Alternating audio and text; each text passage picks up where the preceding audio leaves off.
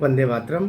नमस्कार, जय श्री राम। मनहर की गपशप में एक विषय जो कानूनी से ज़्यादा सामाजिक विषय हो गया है।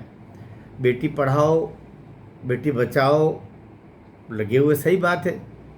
उसमें इस सीता के देश में, इस रानी लक्ष्मीबाई दुर्गावती के देश में ऐसी चरित्रहीन लड़कियां भी परिवारों से निकल करके समाज में जाने लगी है, जो न केवल समाज को शर्मसार कर रही बल्कि कानून को चुनौतियां दे रही है। अभी सोनम, इससे पहले मेरठ की मुस्कान, इसके पहले और कोई शबनम और कोई नाम होगा XYZ। ये जो जो हो रहा है, ये समाज पर, कानून पर, राजनीति पर, देश के भविष्य पर, स्त्रियों के प्रति नज़रिए पर बहुत सारे सवाल खड़े कर दिए हैं। बेटियों के प्रति ये तो स्त्री की पूजा करने वाला है, मातृशक्ति की वंदना करने वाला देश है। इसमें ये चरित्रहीनता जिन कारणों से आ रही है उनकी भी थोड़ी सी विवेचना करें। सोशल मीडिया, मोबाइल, पढ़ाई, उच्छृंखलता, बर्बादी, ये क्रम है पूरा। ये जो पढ़ाई, ये जो मोबाइल, ये जो सोशल मीडिया, ये जो उन्मुक्तता, उच्छृंखलता, बर्बादी, ये क्रम है। इस क्रम से समाज को भी निपटना पड़ेगा, देश को निपटना पड़ेगा, कानून को निपटना पड़ेगा, बेटियों के प्रति नज़रिया भी बदलना पड़ेगा। मैं स्वयं बेटी का बाप हूँ, तब भी कह रहा हूँ, नज़रिया आपको बदलना पड़ेगा, क्योंकि स्त्री मूलतः बहुत भावुक होती है। स्त्री को लड़की, जब मैं स्त्री कह रहा हूँ तो लड़की मात्र, वो चाहे छोटी बच्ची हो से लेकर के वृद्ध महिला तक, वह मूलतः भावनामय ज़्यादा होती है। पुरुष विचारमय होता है, स्त्री भावनामय होती है, और सामान्यतया विचार द्वारा भावना को ठग लिया जाता है। इसलिए स्त्री के परिप्रेक्ष्य में ये सोचा जाना चाहिए। ये जो कहते हैं ना, लड़का लड़की बराबर, क्षमा करना, लड़का लड़की बराबर नहीं होता है।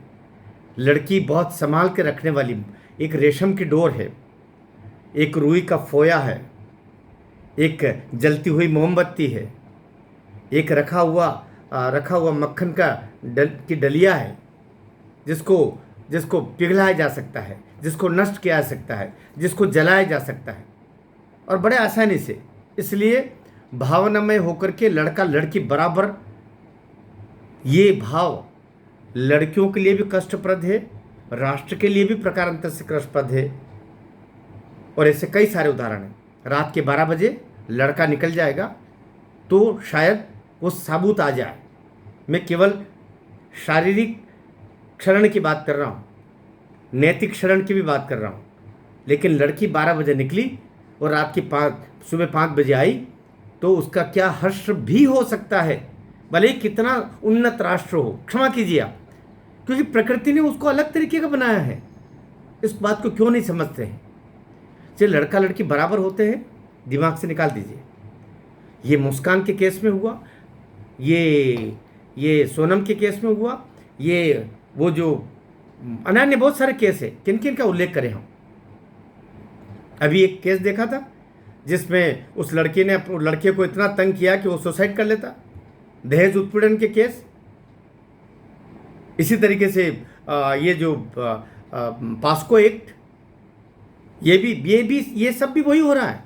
उनको लगता है हमारे पास कोई विशेष, हम किसी को भी बर्बाद कर सकते हैं। ये ठीक नहीं हो रहा। इस केस में मान के चलिए, मैं चूंकि कानून का विद्यार्थी हूँ इस नाते कह रहा हूँ कि आगे चल के इसमें 3 प्रांतों की पुलिस तो सम्मिलित हो गई। मध्य प्रदेश की हो गई, मेघालय की हो गई, उत्तर प्रदेश की हो गई, और 3 तिकाड़े काम बिगाड़े। इस पर भी बहुत सारी चीज़ें होगी। ये केस इतना लंबा खींचेगा कि कई सारी सोन में तब तक और बर्बादियाँ न जाने कितने राजा ठाकुरों की, राजा रघुवंशों की कर चुकेगी। इसलिए देश के कानून में खामियां हैं, क्षमा करना। देश का कानून आज के सोशल मीडिया के प्रणीत जो अपराध पनप रहे हैं उनसे निपटने में वैसा सक्षम नहीं है। ये कटु सत्य है। इसमें भी यही होगा। इसमें जब एविडेंस इकट्ठे करने जाएंगे तो ज़माने गुजर जाएंगे। सबको पता है कि देश का कानून कैसा है। अब इसमें ये जो आप समझते हैं, अभी जो राज कुशवाहा को जो उसका प्रेमी है, जो यहीं इंदौर ही बैठा था और इंदौर में बैठे बैठे आपने भले उसको अरेस्ट कर लिया, वो छूट जाएगा। आप उसको सिद्ध नहीं कर पाओगे। ठीक है, वो सुपारी किलर है। सुपारी किलर एविडेंस और गवाहों के अभाव में ये भी आज नहीं तो 2 साल बाद 3 साल बाद निकल जाएंगे। सुपारी किलर है। फंसेगी केवल इसमें सोनम रघुवंशी, और वो फंसना भी चाहिए। उसको फांसी नहीं, इससे भी बदतर क्रूर कोई सजा हो सकती है तो वो देनी चाहिए। उसने इतना बड़ा अपराध किया है, उसने मानवता का भी अपराध किया है। वो छोड़ सकती थी उसको। इतना बड़ा अपराध किया है कि वो अक्षम्य है। अब सबक क्या है? सबक ये जो पाश्चात्य संस्कृति है, हनीमून नाम की, कोई मून हनी नहीं होता है। वो चंद्रमा जो है, हम तो चंद्रमा पे जा चुके हैं ना। वो पत्थरों का, वहाँ भी कंकरों का, पत्थरों का, काली चट्टानों का ढेर है, सूरज से प्रत्यावर्तित होकर के, और वो हमको उजला दिखता है। इसलिए कोई हनी नहीं है वहाँ, कोई शहद नहीं है। शहद होता तो ये गत नहीं होती। तो शादी के बाद जाने की परंपराएं, ये कुपरंपराएं, कुलक्षणी परंपराएं समाप्त होनी चाहिए। हमारे पुरखों ने जो करके रखा था, 1.25 महीने तक बच्चे घर से नहीं निकले जब तक हल्दी लगी हुई है, इसका पालन। लड़कियों के मोबाइल, बहुत दुख से बोल रहा हूँ मैं, ये मोबाइल दोनों के घर ही रखवा के भेजो।